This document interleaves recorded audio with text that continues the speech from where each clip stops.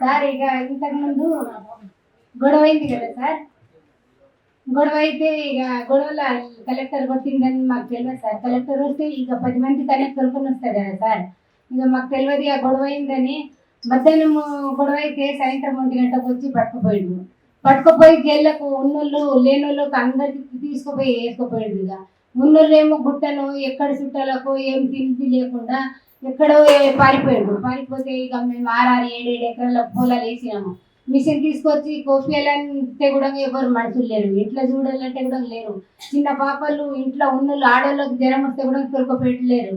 ఇక వస్తారు ఆడ ఇళ్ళ సెల్లో పట్టుకుంటే పల్లి సెల్లో పట్టుకుంటే కూడా పోయి ఆడ జాగ్రత్త పొద్దుసాలం చూసేస్తారు, సాయంత్రం వస్తారు.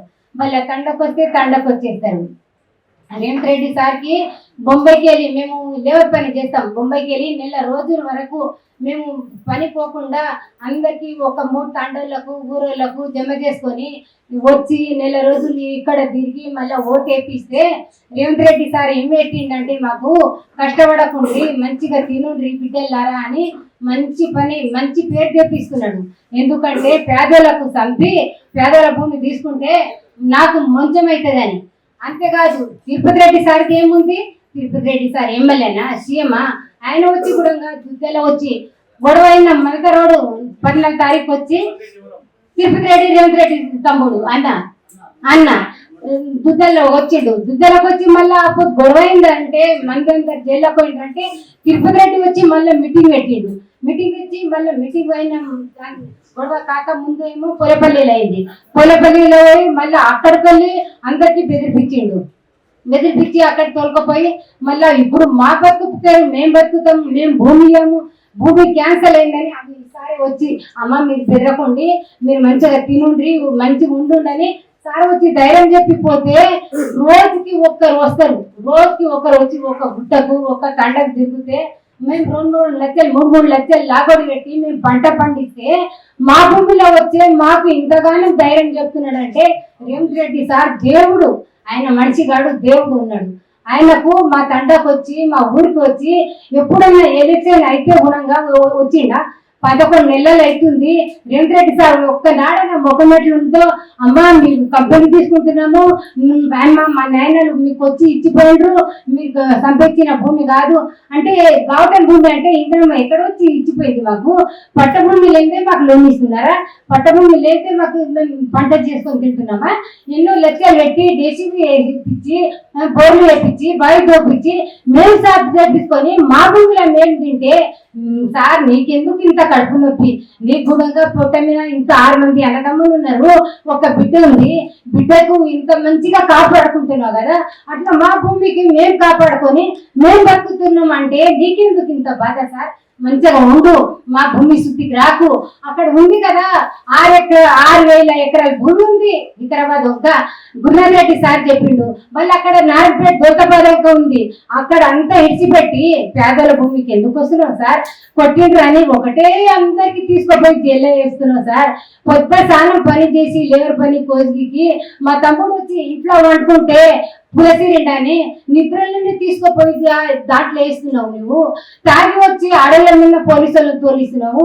ఇంత మంచి సార్ ఎక్కడ దొరుకుతాడు మాకు? వచ్చింటే అన్న పాలతోని స్నానం చేపించి పువ్వులతోని అన్న మొక్కుంటే సార్ ఇంత మంచి సార్ నువ్వు వచ్చినావు అని మాకు దుఃఖలే లేవు. చూడు ఇంత మంచిగా ఏడ దొరుకుతావు సార్ నువ్వు? ఎందుకు సార్ మా ఉజ్జర్లకుంట ఆకింపేట్ లగసెర్ల శుద్ధికి రాకు, ఎక్కడ ఉందో భూమి అక్కడ తీసుకో, నీకు 10,000 వందనాలు సార్.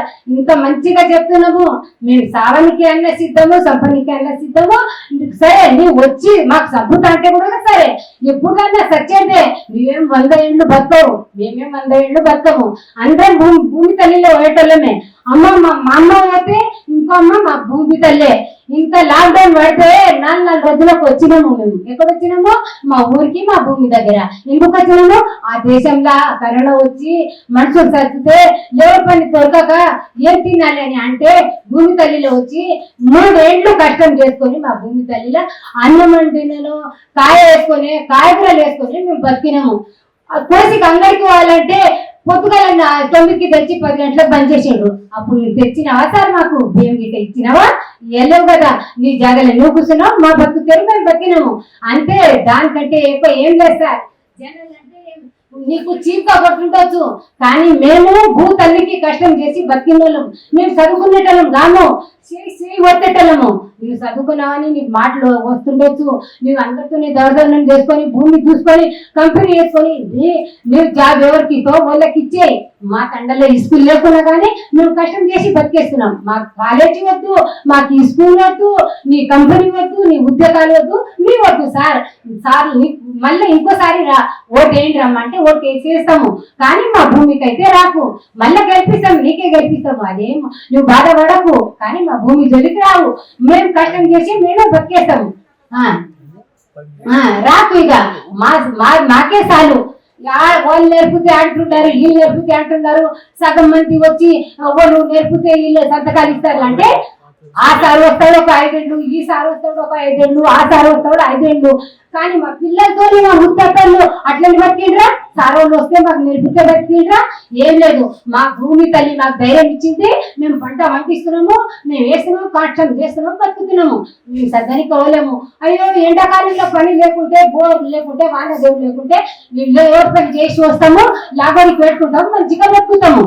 మేము ఎవరితో ఆడుకుంటాలేము. నువ్వు వద్దన్నావు కదా, లాభానికి లోన్ ఇవ్వద్దు, వాళ్ళ భూమి పోయింది, వాళ్ళ పైసలు ఇవ్వద్దు, ఆ రైతు బంధువు ఏవద్దు అంటే మేము బతుకుతలేమా? ఒకనాడు కూలి పని చేసుకొచ్చి కాయగూరలు తింటాము, ఇంకోనాడు వ్యవసాయం చేసి ఎట్లా మా పిల్లలకు పోషించి పెళ్లి చేస్తాము. కానీ సార్ నువ్వు 10 లక్షలు అంటే ఇస్తావా? అప్పులు తీస్తే నీకు పోతాము, 2 లక్షలు ఇస్తారు. మిత్తి కంటూ రేపు ఏమైనా ఏడగా అంటే వాళ్ళ కట్టవలు వస్తుంది. మళ్ళా మా పరిస్థితి అట్లా. మా జోలికి ఎవరు రాకుండా సార్. మేము మంచిగా బతుకుతున్నాము. ఏమొద్దు, మీ కష్టాలు మాకు వద్దు, మీ పైసలు ఏమొద్దు. ఏమేసినావు? మాకు 500 గ్యాస్ ఇచ్చేసినావు సార్, 15,000 ఎకరాగానే ఇచ్చేసినావు, అది ఇచ్చేసినావు సార్. 2 లక్షలు రుణం మాఫీ చేసిస్తాను. అది అంత మొత్తం అయిపోయింది. ఇప్పుడు ఏముంది? మేము కూడా ఉండి లెక్క కూర్చొని తినేట్టు ఉంది, కానీ మా ఫార్మా కంపెనీ వద్దు, వేరే కంపెనీ వద్దు. మా బీడు మాకే చాలు, మా గుట్టలు మాకే చాలు. ఒకనాడు పెళ్లి చేసిస్తారు, మొగలేట ఆ మొగలికి వదిలేసి ఎవరు వెళ్ళిపోరు కదా. అదే మొగుడు జీవితం అంతా అని సంసారం చేసి పిల్లలకు పెద్ద చేసి పెళ్లి చేసి తర్వాత దేవుడు ఎప్పుడు తీసుకోపోతాడు అప్పుడు ఆ భూమి తల్లిలో వెళ్ళిపోతారు అంతే. కానీ వేరేళ్ళకి ఏం బాగలేదు. అంచుదేనికి పోతే ఈ గెట్టు నాది, ఈ గెట్టు నాది, ఎందుకు అంచు చేసినావు అని ఆడ కొట్లాట పెట్టుకొని చచ్చిపోతున్నారు ప్రజలు. అప్పుడు నీవు చూడలేదు సార్. అందుకోసం ఆ భూమి తల్లికి ఎంతో గుట్టలు సాగు చేసుకొని, ఎంతో బాయిలు దోడుకొని, ఎంతో పోట్రా అని ముందుగా జొండలు వేసినాము, తర్వాత కందులు వేసినాము, తర్వాత ఏమో పల్లీలు వేసినాము, తర్వాత వరి నారు వేసినాము. భూమి పూర్తిగా సాపైనండి. ఇప్పుడు అట్లా మా పీడి సాగు చేసి మా పిల్లలకు పెద్దలు చేయండి, మరి మంచిగా ఉంటుండ్రి, మా భూతెల్లిలో కష్టం చేయండి అని మాకు ఇచ్చి పడరు. కానీ నీళ్ళగా అనలేదు సార్. కంపెనీ చేస్తాము, వెళ్ళిపోండి. ఎవరు వస్తున్నారు సార్ మాకు ధైర్యం చేయడానికి? అయ్యో మీరు గుట్టలు పూర్తిగా పారిపోతున్నారు, పటు ఒక 10 రూపాయలని ఇస్తారా సార్? ఇయ్యరు. ఎందుకంటే మా భూమి తల్లిలో పంట పండియాలి, అప్పుడు మేము తినాలి, అప్పుడు మా పిల్లలకు మేము చదివిపియాలి. అంటే ఎవరేం ఇయ్యరు. ఆ స్కూల్లో ఫీజులు కట్టకుంటే నాడు ఇంటికి తోలిస్తారు సార్. మీరు మంచిగా కూర్చి మీద ఉన్నారని మీ పిల్లలు మీరు బతుకుతారు. మాకు కష్టం చేస్తేనే మేము బతికేది. అందుకోసం రేవంత్ రెడ్డి సార్ నువ్వు రాకు, ఇట్లా అంటున్నారని మాకు కూడా కిడ్నాప్ చేస్తావు ఎప్పుడన్నా. మీడియా వాళ్ళు వస్తే కూడా రాకుండా పోలీసులు దుక్కుమెట్లకి వెళ్ళి పార్సల్ చేసిండ్రు. ఒక్కనాడు బతనికి వస్తున్నాము, నాడు భూమి తల్లిలో పోతాము, ఎవ్వరేం ఉండరు. మంది శాపన తీసుకోకు, మంది అందరూ మాట్లాడిండ్రు. వాళ్ళు మీ లెక్క చదువుకున్నారా సార్? చదువుకోలేరు. వాళ్ళకు ఒక్కటి వస్తే ఒకటి రాదు అన్నట్లా మేము మా బతుకుతారు అంతే సార్. మీరేమో చదువుకునేటోళ్ళు జాబ్ చేస్తారు, మేము పండించిన పంట మీరు తింటారు. అదేం లేదు. మేమే కష్టం చేసుకుంటే మీరేం తింటారు సార్? భూమి మంచిది కాదు, తొండలు గుట్టుకున్నట్టే భూమి అంటావు సార్. మీరు పండించిన పంట మీరు తిన్నారా సార్? మీరు పండించిన వడ్లు ధాన్యాలు మీ వద్దకే వచ్చేస్తున్నాయి కదా సార్. మాతనేమో 2,000కి తీసుకుంటే మళ్ళీ మీతో మేము ఉంటానేమో ఒక్క వడ్ల సంచి తీసుకోపోతే పోతేనేమో 1,000 రూపాయలకి ఇస్తారు.